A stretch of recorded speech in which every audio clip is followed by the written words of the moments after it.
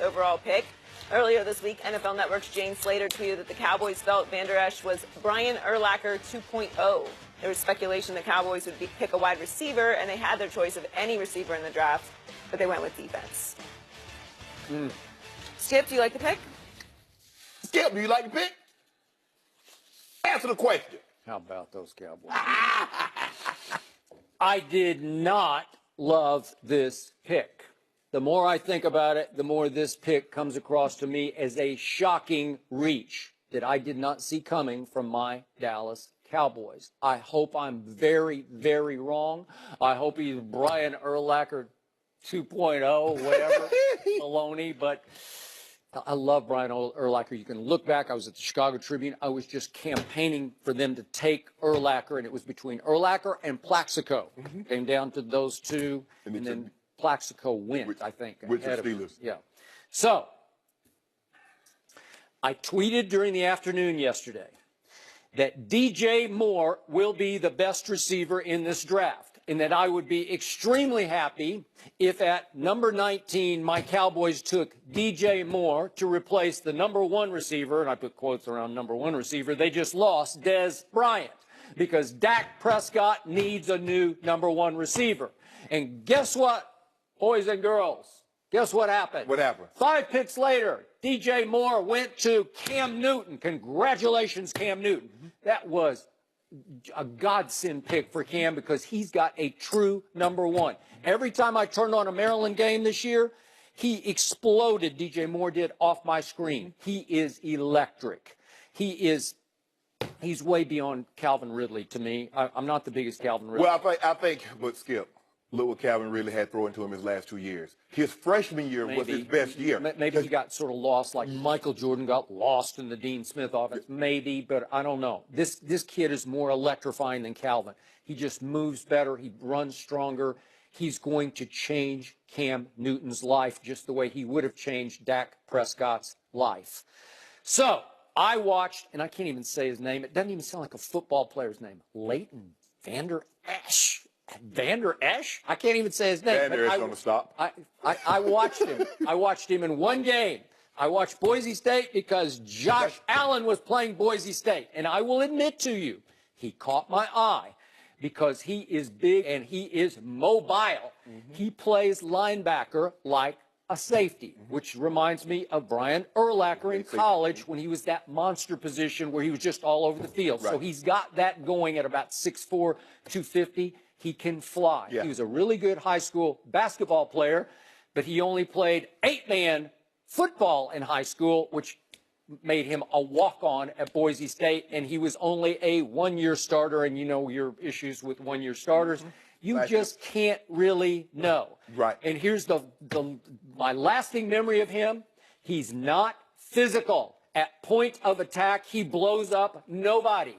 We're not talking about Sean Lee here. We're not talking about Roquan Smith here. We're not even talking about Rashaan Evans here, who is the linebacker. If they're going to go linebacker, I thought they're going to go Rashaan Evans, the Alabama kid, and he's more of an outside backer, but this kid is not a thumper. He's not physical. Pro football is a man's game. You know this, and I know this. And these finesse linebackers, they have a hard time sometimes. It's going to take him a while. Now, he's got the frame. He can grow, and maybe changes his nutrition and his weight room workouts, and maybe he can go Shannon sharp and get bigger and stronger. But he's no, he don't need to get the bigger, Skip. Well, I mean, but the frame, he can fill out more. But still, 250 is... That's a big guy. So here's my biggest fear. Everybody in the Cowboy front office and coaching staff raved last night about what a great kid he is. And I see this happen again and again every year. They fall in love with he's so likable. He's such a fine young man. Can he play football? Can he play? That's all I care about. Plus, I want my player to have a little attitude, you know, have a little edge. Maybe you don't need to be a nice guy. Oh, you don't think he's going to be Luke Kuechly? I don't know about that. I just take Sean Lee, but that's danger number 1. And then danger number 2, this is starting to feel like Mike Mamula to me a little bit. Do you remember Mike Mamula? I do. 95. He goes 7th overall to the Eagles because he was a workout warrior. He was a combine god, right? Yep. He could do it all. And if you look at the combine numbers between Vander Esch and Mamula, and I'm not saying he's going to be a bust, but Mamula turned out to be a bust because he could do it all at the combine. Yeah. Their numbers at the combine are the same. They're exactly the same size, 6'4", 250. It's the same idea. And again, can Vander Esch mature physically? And he can rush the passer too because he can blitz, so he can run, he can cover, he can do all that. I'm just not sure he can play football. And this is maybe a little before your time, but Gil Brandt, who's still writing for NFL.com, made and broke the great Tom Landry with his drafts early on of the 60s and 70s. And then in the 80s, Gil Brandt said, you know what? I'm so smart. I know something nobody else does. And he kept looking for it. Diamond in the rough, diamond in the rough. I know something the whole NFL doesn't know. So he starts picking Howard Richards and Rod Hill. Cowboy fans know all these. They're just swing and miss, swing and miss. Billy Cannon Jr., swing and miss, swing and miss.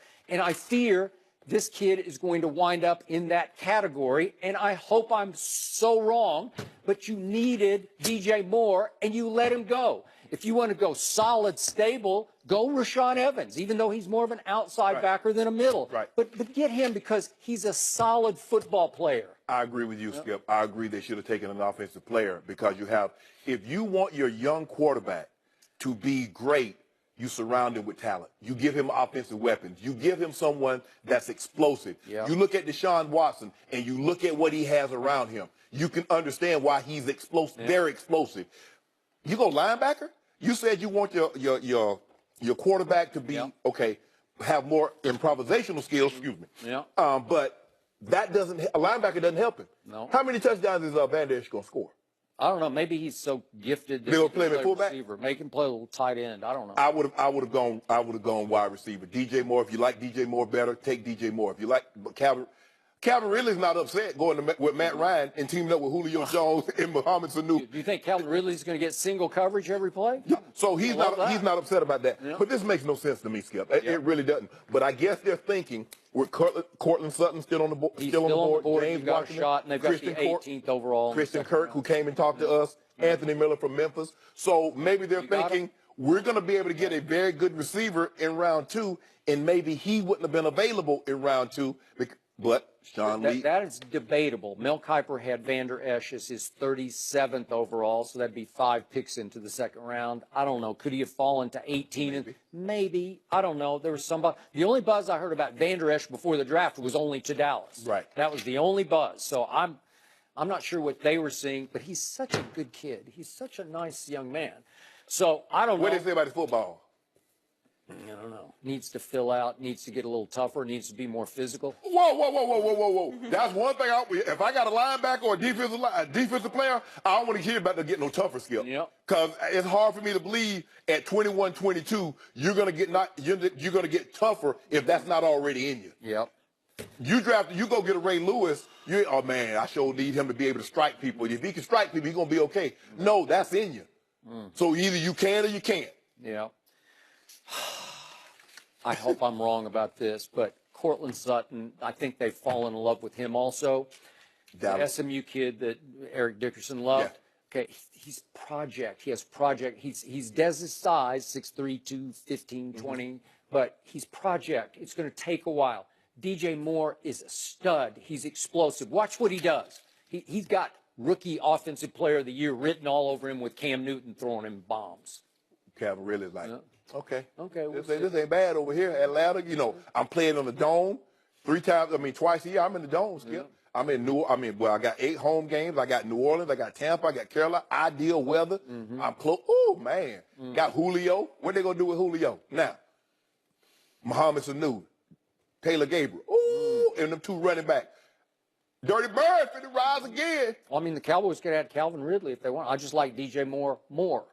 You would have been happy as long as they're taking a wide receiver. Yeah. You want weapons. Well, I mean, take a viable number 1. Because where are your explosive plays coming from in the passing game?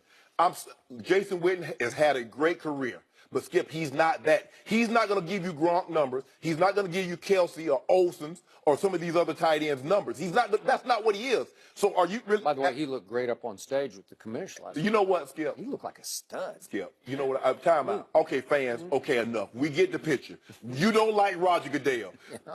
Commissioner tried everything. He tried to bring out Cowboys. They even booed Roger Staubach. Yeah, they did. And Troy. And Troy. They even booed a guy named Roger. Because at first they was like, boo Roger, boo Roger. So if I bring Roger Staubach up here, they ain't going to boo you, Roger Goodell. Not you, Roger Staubach. Skip, they got to let this go. Saying, you're booing these Cowboy legends? Skip, he goes to Philly, they boo. Why are you booing him in Philly? He goes to Chicago. Why are you booing him in Chicago? I get it. Okay, Dallas is upset with Ezekiel. Maybe if you had it in New England, they're upset because of what happened with Tom Brady. Well, it wasn't just Cowboy fans. Man, stop. Okay, time out, Joy. I mean, first of all, what are they booing for? What did he do? He just... I mean, you gotta stick to your brand, you know? You know what? Commissioner, you come out there with I that don't know phone. what the other fans are booing for. Exactly. If I'm commissioner, I'm just come out there with that foam finger. Just sit there right there. Now what he did, go to that thing. Let me introduce.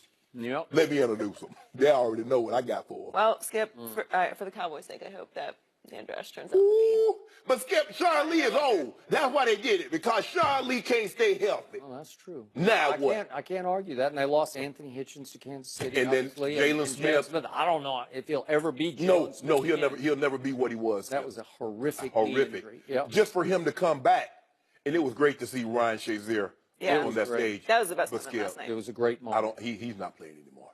It's over. He's having a hard time. He's having a hard time. Yeah. It's over. Well, he's still working at it.